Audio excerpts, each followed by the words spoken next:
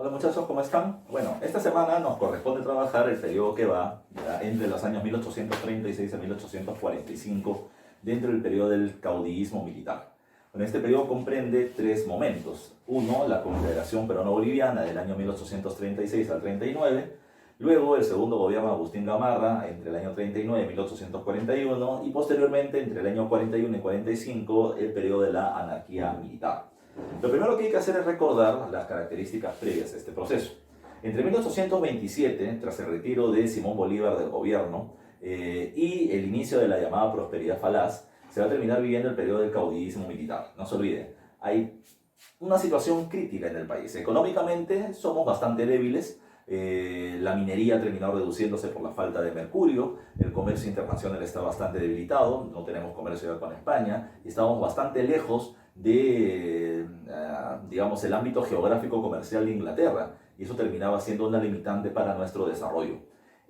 Por otro lado, en el ámbito político tenemos una situación hartamente complicada, una gran inestabilidad política que se refleja a través de los permanentes intentos de golpe de Estado entre los caudillos, y además de eso en los cambios permanentes de las constituciones y las reglas del juego dentro del Estado. ¿Por qué cambiaba tanto? Bueno, lo que pasa es que habían dos grupos, no se olviden, en el poder o disputándose el poder, los liberales y los conservadores. Y lo que se producía era un gobierno de carácter pendular. ¿Qué significaba eso? Que no es que hubiera una alternancia democrática, ya vía electoral, para que uno termine cediéndole el poder al otro, sino que habían permanentes intentos de golpe de Estado. Y cuando uno llegaba al poder, terminaba estableciendo lo que consideraba que era lo mejor para los intereses del país y sus intereses como grupo, ¿ya? Y el otro sector, cuando llegaba al poder, automáticamente lo desmantelaba y terminaba generando sus propuestas propias. Esa inestabilidad de los 18 primeros años terminó generando un gobierno, insisto, altamente inestable y políticamente precario. Ahora, lo que va a terminar sucediendo, ya lo que está sucediendo es lo siguiente. Ya hemos visto los gobiernos anteriores, el gobierno de Lamar, el primer gobierno de Gamarra, el gobierno de Orbegoso, y ahora nos corresponde ver ya el siguiente momento, que es la Confederación Peruano-Boliviana. Bueno, Perú y Bolivia no hay que olvidar ya que ya venían teniendo, digamos, una tradición ancestral, tanto con características étnicas parecidas entre los pueblos aymaras del sur del territorio peruano, Bolivia, del sur del territorio peruano y del territorio boliviano. Que el comercio ya terminó siendo muy fluido desde la época incaica y durante la época virreinal. El comercio con las minas de Potosí terminaba generando ya tanto beneficio económico para una y otra región. Pero lo que también hay que recordar, es que producto del nacimiento del Estado de Bolivia, esta zona llamada Alta Perú se desprende de nuestra región. Y desde el punto de vista político de diferentes personajes, se terminaba planteando la idea de que estas regiones deberían volver a integrarse. Ahora, veamos cuáles han sido los antecedentes a este proceso. Antes que en el año 36 se establezca la Confederación Peruano-Boliviana, ya habían intentos previos de intentar cristalizar esa unificación. Uno de ellos terminó siendo el caso de Agustín Gamarra. No nos olvidemos que Gamarra, no como presidente, como caudillo militar, invade Bolivia, saca a Sucre, mano derecha de Simón Bolívar como presidente de la región, y pone a su aliado Andrés de Santa Cruz en el gobierno. Gamarra lo hizo con el objetivo de que cuando él sea presidente del Perú, Santa Cruz le devuelva el favor político de establecer una unión entre Perú y Bolivia bajo una tendencia conservadora. No se olviden que Gamarra es el principal líder de esa propuesta, de esa tendencia político-económica. Pero no se cristalizó. Ya cuando Gamarra estuvo en el poder e intentó hacer la confederación, Santa Cruz no lo desea. Uno, porque no quiere ponerse bajo el mando de Gamarra, y dos, porque ya había tenido una tendencia político-económica diferente, el liberalismo, y por lo tanto terminaba difiriendo de Gamarra en su forma de gobernar o de actuar. ¿Qué hay que tomar en consideración? Este intento, por lo tanto, de hacer una confederación con el primer gobierno de Gamarra fracasa, y recién se va a terminar llevando a cabo durante el inestable y complicado gobierno de Luis Orbegoso. Recuerden que Orbegoso, liberal, va a terminar teniendo una oposición conservadora muy fuerte que lleva al Perú a dos guerras civiles, ¿ya? La primera de Pedro Bermúdez y la segunda de Felipe Santiago Salaverry, apoyado por Agustín Gamarra. En esa guerra civil, ya no se olviden, les comentaba que las fuerzas militares se terminaban encontrando, digamos, equiparadas, ya, entre liberales y conservadores, y la forma de romper ese equilibrio fue terminar buscando el apoyo de las tropas bolivianas. Se sabía que Santa Cruz venía teniendo intereses sobre el Perú con el objetivo de hacer la confederación, Así que Orbegoso le propone, no se olviden, establecer una confederación bajo el mando de Santa Cruz y eso fue lo que se hizo. Con apoyo de Santa Cruz, Gamarra termina siendo derrotado y se va del país hacia Chile con varios otros conservadores y Salaverry termina siendo asesinado. A partir de ello es que ya se termina estableciendo ya se termina haciendo cada vez más cercana la idea de cristalizar la Confederación Peruano-Boliviana. Pero para poder ver cómo es que esta se termina conformando hay que ver para qué conformarla, qué cosa es lo que se venía buscando, cuáles eran los objetivos de terminar estableciendo dicha confederación. Bueno, la primera es lo que les comentaba. El territorio boliviano, no se olviden, una característica que nosotros conocemos de Bolivia en la actualidad es que no tiene salida al mar. Pero esto recién lo pierde en la guerra de 1879 contra Chile. Entonces, hasta ese periodo Bolivia terminaba teniendo acceso al mar, pero geográficamente era muy complicado. Bolivia tiene un espacio costero reducido, ya en la zona de Antofagasta, pero su territorio es principalmente altiplánico y no había una suerte de continuidad geográfica fácil entre la zona altiplánica boliviana y la zona selvática, como Sucre, por ejemplo, y terminar llegando a Cochabamba o terminar llegando a la zona de la costa. El territorio es poco habitado, con pocos recursos, con poca cantidad de población. Pero la forma natural que venía teniendo Bolivia de salir al mar era a través de un puerto, que era peruano, el puerto de Arica. Entonces, para Bolivia le era conveniente establecer una alianza con el Perú. Uno, porque Bolivia y el sur del Perú podían tener una actividad comercial bastante fluida. Y segundo, porque a través de Arica podían tener acceso al mar. Era importante también para los comerciantes del sur del Perú que el comercio con Bolivia termine siendo destrabado, porque existía comercio, pero, como hasta ahora, por el contrabando. Pero en esa época la cuestión era terminar eliminando esas barreras arancelarias y comerciales que les puedan terminar ayudando a terminar teniendo un mercado común o de más fácil acceso. Por eso es que se venía buscando eso como objetivo en la Confederación, un comercio fluido entre Bolivia y el sur del territorio peruano. Pero además viene esto. La Confederación Peruano-Boliviana se da cuenta de que territorialmente o geográficamente estos dos países unidos eran gigantes. No solamente eran gigantes en territorio, sino que tienen una inmensa cantidad de recursos naturales que pueden terminar aprovechando para su beneficio. ¿A qué nos referimos? Terminamos teniendo una gran zona costeña para la pesca y para el comercio, tienes la producción minera de la zona del sur del Perú y de Bolivia, y tienes un comercio muy fluido que se puede terminar utilizando en este inmenso mercado. Pero no solamente se proyectaba eso, sino que también se proyectaba en convertirse en la mayor potencia comercial del Océano Pacífico Sur en la zona de Sudamérica. ¿Qué otros países venían teniendo salida al Pacífico, además de Perú y Bolivia que ya estamos mencionando? Ecuador, que ya había nacido, pero era un territorio débil aún. Y el otro país que había estado trabajando para convertirse en la mayor potencia comercial de la región era Chile. Por eso es que la Confederación desde el primer momento sabía de que iba a terminar rivalizando con Chile precisamente por el dominio comercial en esa región. Esto va a terminar siendo importante ya dentro del proceso de la Confederación y vamos a trabajarlo poco a poco. Veamos un primer mapa. Este es el mapa de América del Sur ya para cuando se va a hacer la Confederación Peruano-Boliviana. Fíjense ustedes, terminamos teniendo a Ecuador, Colombia y Venezuela. Esto no existía. Recuerden que esto había sido parte de la Gran Colombia, pero se habían dividido en 1830, así que ya se habían repartido esos tres territorios. No existía Panamá, Panamá era una provincia del territorio colombiano. Aquí está Perú, cuando todavía terminaba teniendo mayores dimensiones porque aún no pierde dominios. Ahí está Bolivia, mira, con su salida al mar. Y Chile es un espacio pequeño, ya es un espacio pequeño. No llega hasta, o sea, tiene salida hacia el sur, pero había una zona en disputa. Mira, está Chile y Argentina y aquí está la región de la Patagonia. Ambos se la disputaban, ambos que consideraban que el territorio era suyo, pero recuerden, Chile en este espacio geográfico reducido, con recursos reducidos, etc., se estaba proyectando y políticamente estaba trabajando a convertirse en una potencia comercial. La presencia de Bolivia con un litoral más grande, con una gran cantidad de recursos y una gran cantidad de población, era una amenaza. No se olviden, por eso es que la relación entre la Confederación y Chile va a terminar siendo chocante. Pregunta de examen de admisión, ¿ya? El territorio. ¿Cuántos estados conformaron la Confederación Peruano-Boliviana? Profe, simple pues, si es Perú y Bolivia son 2. La verdad es que no es así.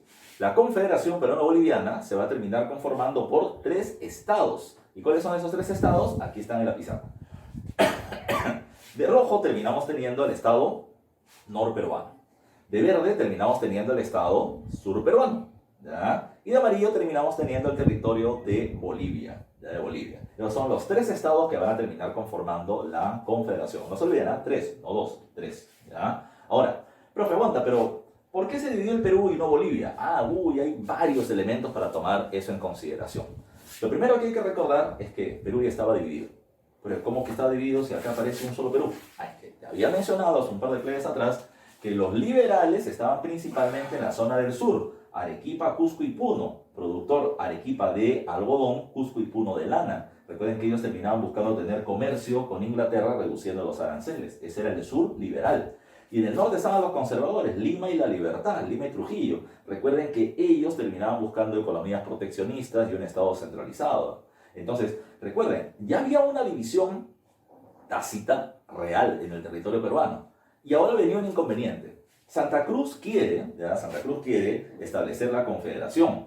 Pero lo que Santa Cruz quiere es que el poder esté en manos suyas como político y de Bolivia como país. Había un inconveniente. Perú tiene casi el doble de territorios que viene teniendo Bolivia y tiene casi el doble de población y el doble de electores. Desde el momento en que se tengan que tomar decisiones entre políticas en esta región, Perú siempre va a terminar ganando y Perú por lo tanto en la práctica iba a ser el que mande. ¿Qué cosa es lo que terminó planteando Santa Cruz? Santa Cruz terminó sabiendo esta división interna, proponiéndole a la región del sur darle un estado propio, fuera del dominio de Lima, y como los del sur eran liberales y Santa Cruz había tomado esa tendencia, Santa Cruz utilizó la situación políticamente. Somos dos estados liberales contra uno conservador. Desde el momento que se tomen las decisiones, Santa Cruz con los aliados del estado surperuano van a terminar teniendo siempre el dominio en la región. De tal manera que fue una medida política que Santa Cruz hizo para poder tener el poder en sus manos. Lo siguiente debe tomar en cuenta son algunos datos generales de la Confederación. Además de que está conformado por 3 estados, recuerden que cada uno de los estados viene teniendo su propio, tiene un estado, son estados autónomos, en teoría. ¿Qué significa? Cada uno de ellos viene teniendo su propio presidente, su propio congreso y su propia constitución. Pero digo de que eso es solamente en apariencia. ¿Por qué? ¿Por qué? Porque cuando se crea la división del territorio peruano en dos, como ya hemos mencionado, Orbegoso y Santa Cruz se encargan de que el Estado norperuano esté en manos de aliados a ellos. No solamente la presidencia, sino también el Congreso. Cada uno de los estados van a terminar teniendo un Congreso local. Por ejemplo, el Estado norperuano tiene el Congreso de Huaura y el Estado surperuano el de Sicuani y Bolivia Tapacarí. Los congresistas de cada uno de estos estados va a terminar decidiendo participar dentro de la Confederación. Y una vez que lo decidieron así, van a terminar reuniendo a los representantes de cada uno de estos congresos en un congreso general, llamado el Congreso de Tacna de 1836. Es por eso que se le pone a este año como el momento en que legalmente se termina estableciendo la Confederación Peruano-Boliviana. Pero insisto, la Confederación se iba a hacer sí o sí porque era un acuerdo político entre Orbegoso y Santa Cruz en el momento de la Guerra Civil. Ahora, no hay que olvidar, el Estado norperuano es conservador. El Estado norperuano acepta la Confederación por esta situación que te he mencionado. Santa Cruz y Orbegoso hacen huir a los conservadores, ponen un congreso con una mayoría liberal que los terminen beneficiando. Hay una resistencia local, pero se hace el manejo político para que la confederación se pueda terminar llevando a cabo. La otra característica, y no hay que olvidar, se pasó la línea, es que se va a terminar formando un estado supranacional. Profe, en castellano, explícate. Bueno, lo que pasa es que, te vuelvo a repetir, cada estado tiene su presidente, congreso y constitución. Estado norperuano, surperuano y boliviano. Pero se termina acordando que estos 3 tienen que reconocer una autoridad que los dirige a los 3. Esa autoridad es un sistema republicano, donde existe un congreso, el de Tacna, donde existe una constitución, la de 1838, que va a tener una tendencia liberal, ya veremos en qué medida, y además de eso va a terminar teniendo congreso, una constitución, y además de eso va a terminar teniendo un ejército, ya va a tener un ejército y una diplomacia. ¿Qué significa? No existe el ejército del Estado norperuano, surperuano y boliviano, sino que los 3 van a tener un ejército común, ¿ya? Va a existir una diplomacia. ¿Qué significa? Hay un representante de los 3 estados, y ese representante es Andrés Santa Cruz. Vamos a poner un ejemplo. Si es que Estados Unidos quiere comprar azúcar peruano, de azúcar del territorio de la Confederación. Esto está en el estado norperuano. No se reúne el gobierno norteamericano, los empresarios norteamericanos, con el presidente del estado norperuano, no, se reúne con Santa Cruz, que es el representante diplomático de la Confederación, y entre ellos se terminan tomando los acuerdos, ¿ya? Entonces, hay un ente rector, un estado central y centralizado además en la figura de Andrés de Santa Cruz. Santa Cruz, como hemos dicho, es el que terminó encabezando política y militarmente la conformación de la Confederación Peruana Boliviana. Una característica básica, este personaje, y léelo por acá, tiene el título de protector. No es presidente de la Confederación ni rey de la Confederación, su título es protector. Su cargo es un cargo que dura 10 años y además de eso es reelegible. Ya es reelegible. Ahora, la Confederación con Santa Cruz a la cabeza se caracteriza en lo político por ser un gobierno autoritario. ¿Qué significa? ¿Qué significa? Que Santa Cruz terminó estableciendo ya leyes que le favorezcan a él para tener el poder. ¿Qué significaba? Él podía sacar presidentes y congresistas ya de cualquiera de los 3 estados, incluso del Congreso de Tacna.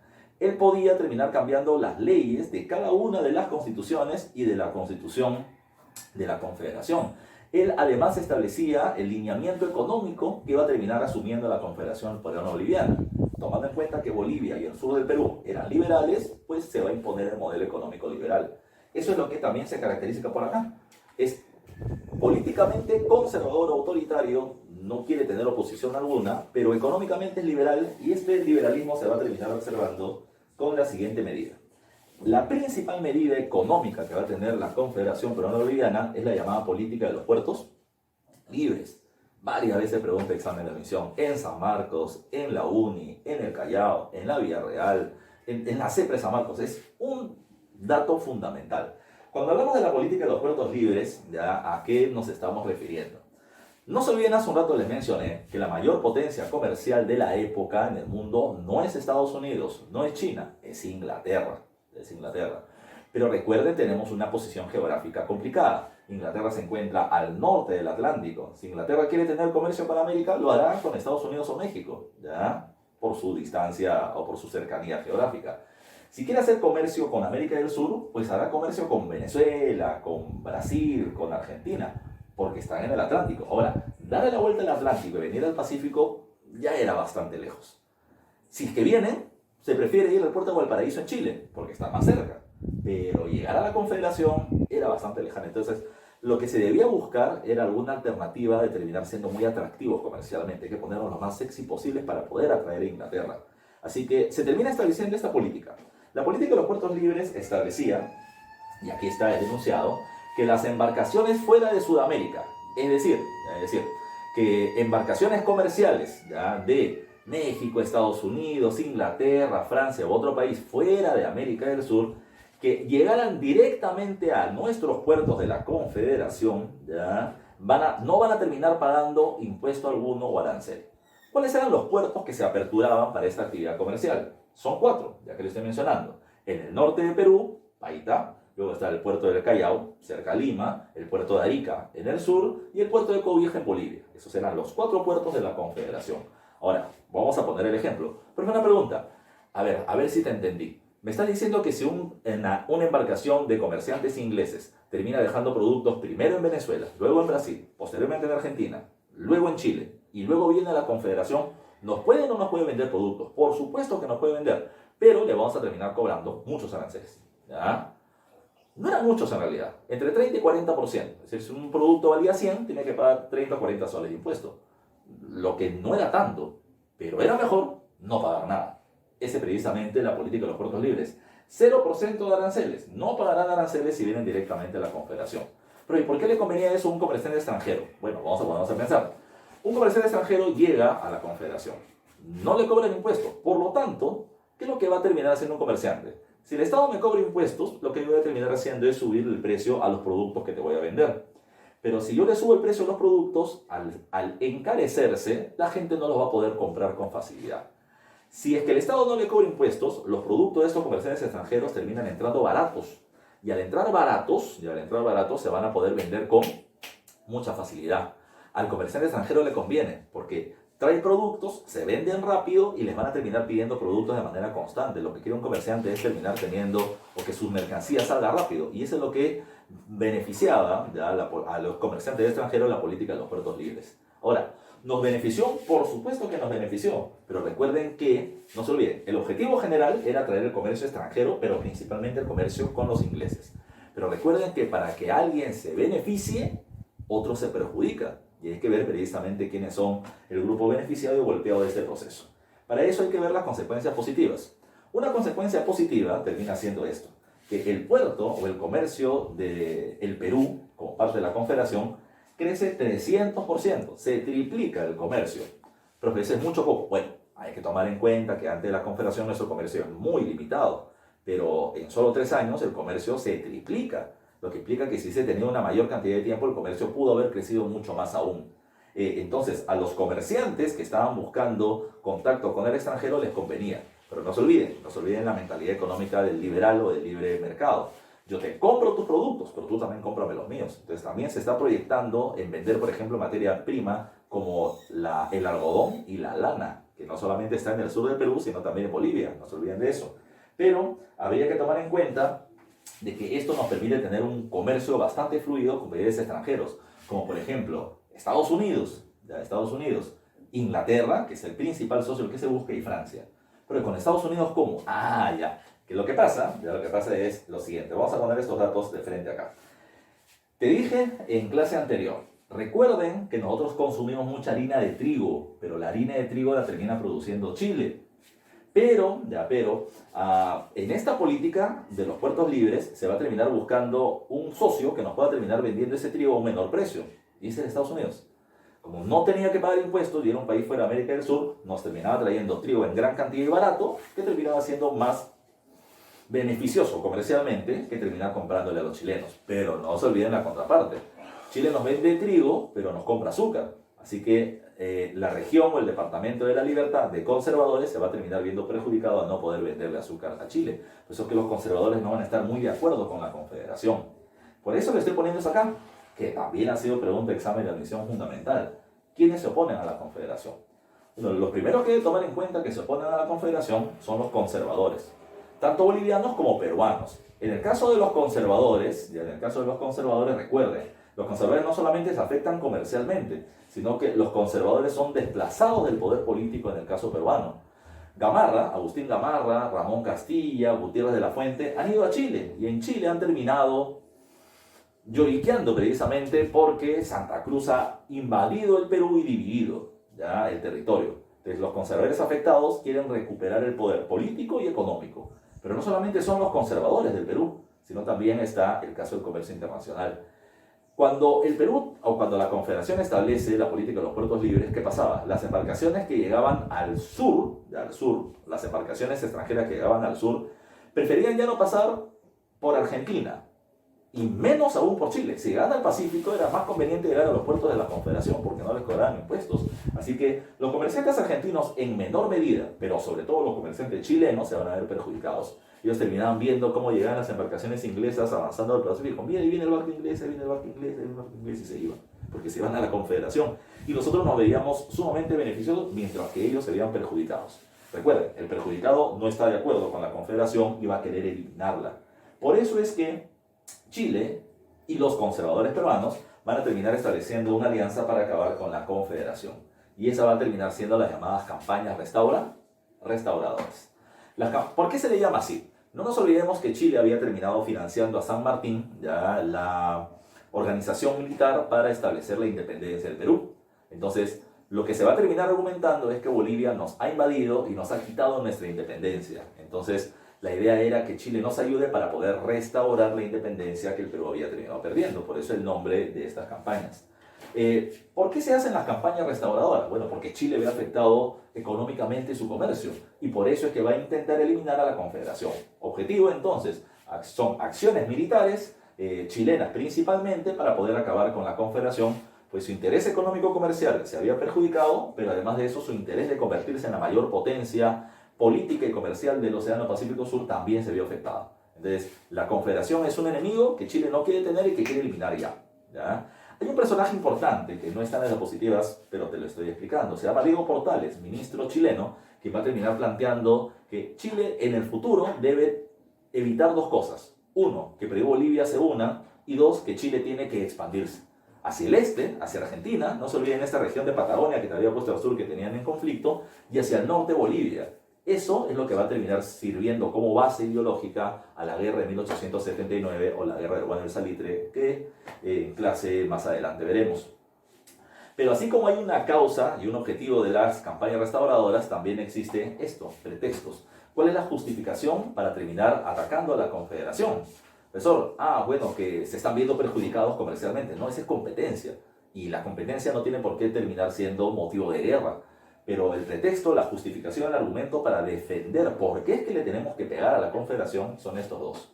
Uno, lo que te dije ya, conservadores peruanos, Gamarra a la cabeza, pidiéndole a Chile ya atacar o eliminar a la Confederación porque Santa Cruz le había quitado independencia al Perú. Eran intereses políticos, Gamarra quería llegar al poder y Chile le convenía a ello, porque Gamarra no está a favor de la Confederación y no está a favor de la política de los puertos libres que a Chile perjudicaba. Pero así como está ello, una petición política, hay una más que es importante, la llamada Expedición Freire. ¿Ya? Esa termina siendo particularmente interesante por algo. Freire había sido un político chileno que había intentado dar un golpe de Estado, pero sin buenos resultados. Escapa de Chile, termina llegando al Perú o a la Confederación y acá lo terminamos tomando prisionero. Y no lo devolvemos a Chile, lo llevamos a la cárcel de máxima seguridad, que es la cárcel del Frontón en la isla San Lorenzo en el Callao. Pero, se escapó. Cuando Chile ya comenzaba a terminar dando, digamos así, noticias de que no estaba de acuerdo con la Confederación y los quería atacar, Freire se escapa de la cárcel de máxima seguridad, se terminó robando un barco de la Marina de Guerra de la Confederación, pasa por todo el litoral de la Confederación y llega a Chile a intentar dar un golpe de Estado. Ese golpe de Estado fracasa, fracasa. Pero Chile va a terminar argumentando que no es una rareza, ya que Freire haya intentado dar el golpe de Estado, sino que esto había sido apoyado por la Confederación para desestabilizar al Estado chileno. Entonces, bajo ese argumento, Chile va a decir la Confederación es nuestro enemigo y hay que atacarla. Y es así como se producen las acciones militares de las campañas restauradoras, que son dos. La primera campaña restauradora va a ser dirigida por parte del general chileno Blanco Encalada y su objetivo terminó siendo movilizar sus tropas a través de barcos y llegar a Moquegua, y en Moquegua desembarcar y atacar a la Confederación. Los estados tienen servicios de inteligencia, tienen espías, y el estado de la Confederación lo tenía, sabía que iba a haber un ataque, sabía dónde se iba a producir el desembarco, y cuando las tropas de Blanco Encalada terminan desembarcando en Moquegua, las tropas de la Confederación, dirigidas por Gamarra, le estaban esperando. Lo terminaron haciendo prisionero y le dijeron, ¿qué cosa quieres acá? Bueno, es que nos han dicho de que tú has acabado con la independencia del Perú y venimos a restaurarla. Santa Cruz lo que hizo fue pedirle a las tropas del Estado Nor y Sur peruano que digan si es que acá alguien lo ha hecho la Confederación por la fuerza, y la gente se puso de la Gamarra. Blanco Encalada fue obligado a terminar firmando un acuerdo llamado como el Tratado de Pau Carpata, en el que reconocía legalmente la existencia de la Confederación. Error de Gamarra ya no fue liberar o no fue permitir de que ellos se regresen a su país. El error fue permitir de que se vayan con su barco de guerra y con armas, ¿ya? Porque cuando llega Blanco Encalada a Chile, en Chile el Congreso le dice, tú no has podido terminar firmando un tratado de paz. El tratado solamente lo firma el Congreso. La declaración de guerra, la firma de paz y los tratados políticos o limítrofes solamente lo hace el Congreso. A Blanco Encalada lo encarcelan en Chile. Aunque ese encarcelamiento solamente fue momentáneo, fue una forma de decir públicamente que Chile no respaldaba ya el tratado de Pau Carpata. Ahora, lo que sucede es que los chilenos van a nombrar a otro jefe militar, Manuel Bulnes. Y este personaje va a terminar recibiendo apoyo de Agustín Gamarra. Gamarra, peruano. Gamarra le decía, si es que yo estoy al mando de las tropas de las campañas restauradoras, rápidamente la gente me va a terminar respaldando en el Perú y acabamos con la Confederación. Chile lo pensó, pero ¿cómo le pueden dar las tropas de Chile a un peruano? No lo aceptaron. Bulnes está a la cabeza, Gamarra está como su apoyo, ellos van a terminar desembarcando en el Callao, pero la posición va a ser muy dura. Pero la guerra se va a terminar produciendo hacia el norte. En la segunda campaña restauradora, por el tiempo que tenemos, las batallas van a ser diferentes, pero terminamos perdiendo definitivamente en la batalla de Yungay. Esta batalla de Yungay, pregunta examen de la misión de la UNI, además, termina siendo la batalla que pone fin a la Confederación. Y ahora Chile terminaba buscando otra cosa. Chile ya le puso fin a la Confederación, pero lo que necesita es un presidente que no sea liberal, que esté en desacuerdo con la política de los puertos libres, un conservador. ¿Y quién mejor que Gamarra, que había terminado apoyando no solamente a Chile, sino que había terminado atacando su propio país para poder defender sus intereses? Es así como Gamarra llega al poder por segunda oportunidad en el año 1839. Agustín Gamarra ya había gobernado del 29 al 33, ahora gobernará del 39 al 43, debió gobernar, pero en el año 41 pierde la vida, ya veremos cómo en un instante. ¿Qué medidas podemos encontrar en su gobierno? Bueno, Gamarra toma el poder después de haber derrotado a la Confederación, reunifica el territorio peruano, ya no hay Estado norte y sur peruano, se elimina la política de los puertos libres y las medidas liberales de manera general, y todos aquellos que han estado con la Confederación van a ser perseguidos, encarcelados, asesinados, reprimidos, ya sean peruanos o extranjeros, ingleses, franceses, norteamericanos, van a terminar siendo duramente atacados por el gobierno de Gamarra. Para poder legalizar su poder y eliminar las medidas liberales de la Confederación, se establece la Constitución de Huancayo de 1839 de tendencia conservadora, ¿ya?, con altos aranceles y medidas proteccionistas, ¿ya? Pero hay dos eventos importantes en este periodo además. Uno es que se inicia el comercio del guano, ¿ya?, este tema importante precisamente para la época de la prosperidad falaz. No se olviden, de manera general, porque lo vamos a ver a detalle luego, que el guano es excremento de algunas aves costeñas, como el guaná y el piquero, que van a terminar sirviendo como un poderoso fertilizante para el desarrollo agrícola. Inglaterra venía utilizando el guano de murciélagos de la isla de Madagascar en el África, pero que ya casi estaba utilizado o explotado. Así que se comienza a buscar de manera desesperada ya guano, y el único país del mundo que venía teniendo gran cantidad de guano era el Perú, pero el Estado no lo sabía. Era un personaje llamado Francisco Quirós quien sabe de esa necesidad inglesa y de ese recurso que veníamos teniendo. Quirós, ¿qué es lo que hizo? Le termina alquilando o arrendando al Estado peruano las Islas Chincha por una cifra de 100.000 libras esterlinas para la explotación de estas islas durante un año. 100.000 libras era una cifra respetable, era muchísimo dinero. El Estado peruano acepta el acuerdo, Francisco Quirós comienza a extraer el guano, que era fácilmente extraíble, lo vende a Inglaterra y en un año ya había logrado ganar 1.000.000 de libras esterlinas. 1000% de rentabilidad de su negocio. Muy beneficioso para él. El gobierno quiso eliminar el contrato Quirós, pero evidentemente Quirós no va a querer perder un negocio tan rentable para él y se aferra con uñas y dientes. Y desde ese momento el guano va a terminar siendo uno de los puntos principales de nuestra vida económica y política, y hasta militar, ya veremos eso posteriormente.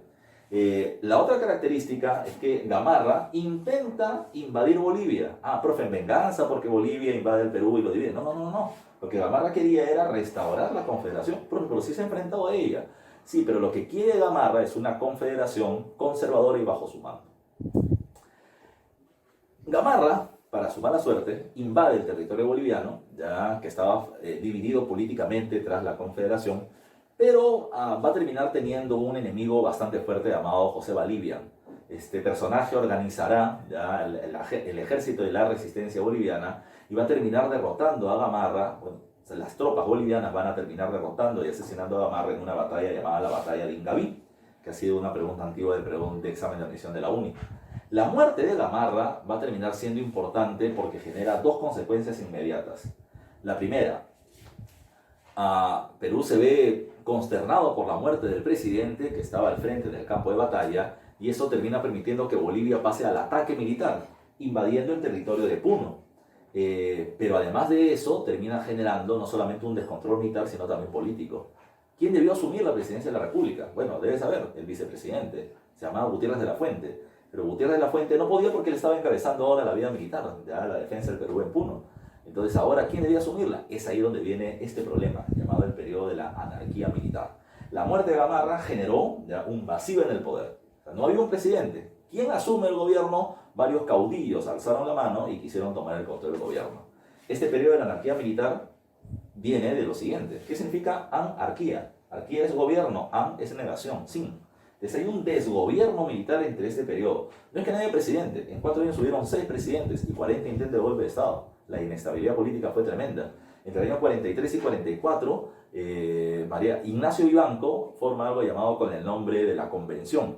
Un gobierno autoritario, conservador, que intentó mantener el orden, pero otros caudillos también se opusieron a él, como Domingo Nieto y Ramón Castilla, que le termina dando un golpe de Estado a Vivanco y asume el gobierno a partir del año 44 mediante golpe de Estado, pero en el año 46 ya como presidente. Ese tránsito, ese periodo, es lo que conocemos como el periodo de la prosperidad falaz, pero que todavía es tema de la próxima clase. Bueno, hasta ahí tenemos el avance de la sesión de esta semana, así que te recomiendo que hagas una pausa ¿ya? Y puedas terminar resolviendo las preguntas calificadas o dirigidas que tienes y luego vuelvas a hacer play al video para que puedas trabajar conmigo las claves. ¿Ya? Bueno, muchachos, ya que ya se ha estado trabajando las claves, vamos a terminar viendo las preguntas. Vamos a trabajarla mutuamente. Dice, primera pregunta. A diferencia de la Constitución Política de 1828, la Constitución del año 1834 no impedía que el Perú, bueno, eso es un poquito antes de la Confederación, ¿no? Recuerden que en el año 34 está el presidente Orbegoso, que es de carácter liberal, y me dice, uno, que el Perú no impedía que el Perú sea un patrimonio de una persona o familia, ¿no? Porque esto sería una monarquía y eso no hay en el Perú. Sea confederada con otro estado, se firmara alianzas con los países vecinos, tenga vínculos con España o conformara la Federación de los Andes. La federación ya no existe, ya se eliminó, el Perú la ha rechazado. Pero lo que no terminaba eliminando era esto, ¿ya? Alianzas con países vecinos. Es por eso que se va a terminar aprovechando esta situación para que Orbegoso tenga una alianza con Santa Cruz y se termine estableciendo el apoyo a la Confederación. Así que la clave es la clave C de casa en esta pregunta. Vamos a marcarla así como tú la estás marcando en tu libro. Ya la clave termina siendo la C.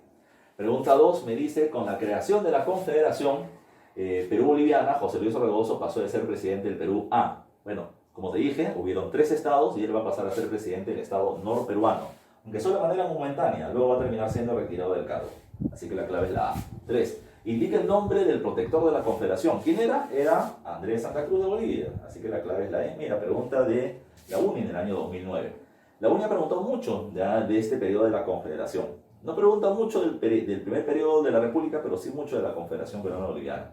Pregunta 4 nos dice, en la Confederación se estableció la 1. A. Anexión del sur del Perú-Bolivia. No, son 2 estados diferentes, muy vinculados, pero no ha sido absorbido. B. La hegemonía de Santa Cruz en Perú y Bolivia. Sí, él va a terminar encabezando el proceso. Debería ser esa la clave. C. La Federación de los Andes ya fue eliminada. La formación de una república indígena. No, es una república binacional. Y la anexión de Perú y Bolivia tampoco. Así que la mejor clave termina siendo Santa Cruz a la cabeza del gobierno. Clave de bandera.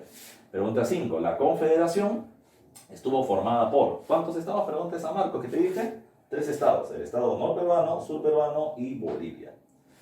A ver, pregunta número 6. Indique la medida que tomó la Confederación contra los propósitos chilenos de dominio en el Pacífico. O sea, ¿qué hizo la Confederación con respecto a este interés de Chile? Dice, A. ¿Desmanteló y hundió los barcos chilenos? No. ¿Bombardeó el puerto de Valparaíso? Tampoco. ¿Reclamó parte del territorio chileno? No teníamos disputa con Chile porque ni siquiera teníamos frontera el Perú. Bolivia sí, pero no había de esa situación.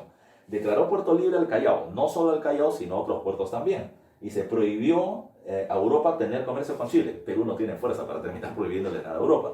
Lo que se buscaba era atraerlo y la política de los puertos libres fue la principal medida. La clave es la clave de dedo. Pregunta 7. Dice, la oposición de Chile a la Confederación se debió principalmente porque Chile se opone a la Confederación. Porque los afecta comercialmente, porque afecta su intento de convertirse en la mayor potencia de la región. Entonces dice, incrementar el Perú y Bolivia, porque el Perú y Bolivia incrementan su carrera militar. Dice, porque pone en peligro su hegemonía en Sudamérica. Hacia ahí va precisamente la clave, ¿ya? Chile quiere ser la mayor potencia del Océano Pacífico Sur y la Confederación lo viene afectando. Así que la clave es la B. 3 más. 8 dice, uno de los principales opositores políticos a la Confederación fue, bueno, la respuesta es Chile y los conservadores peruanos. Debería estar Gamarra, no está Gamarra peruano, pero está este de acá, Diego Portales. No se olviden que el chileno Portales es el que establece que se debe eliminar la posibilidad de unión entre Perú y Bolivia. 9. Tras el fracaso de la primera expedición restauradora dirigida por Blanco Encalada, se firmó el Tratado D, y la respuesta del Tratado D es Pau Carpata. Recuerden que él reconoce la legalidad de la Confederación, pero el gobierno chileno no lo reconoce así. Clave D entonces. Y la última pregunta es pregunta de la UNI para terminar estableciendo la verdad o falsedad de las alternativas. Señalen cuáles son correctas. ¿Ya? Nos están poniendo 3 y tenemos que decir si solo 1, solo 2, solo 3 o más de una alternativa. Dice 1. Chile declaró la guerra a la Confederación porque su política comercial perjudicaba al paraíso. Por supuesto, la política de los puertos líderes perjudicaba al paraíso. La 1 es correcto. ¿Ya? Vamos a poner por acá. La 1 termina siendo verdadera. La 2 me dice, el gran mariscal Andrés de Santa Cruz fue elegido protector de la Confederación. Verdadero también. ¿Ya? Así que la 2 también es correcta.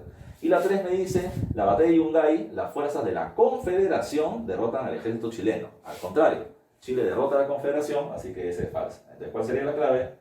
Que como me están pidiendo las correctas, la clave sería 1 y 2. Clave D. Bueno, muchachos, esto es la sesión de esta oportunidad y nos vemos hasta la próxima clase, en la que tenemos que trabajar el periodo inicial de la prosperidad falaz. Nos vemos.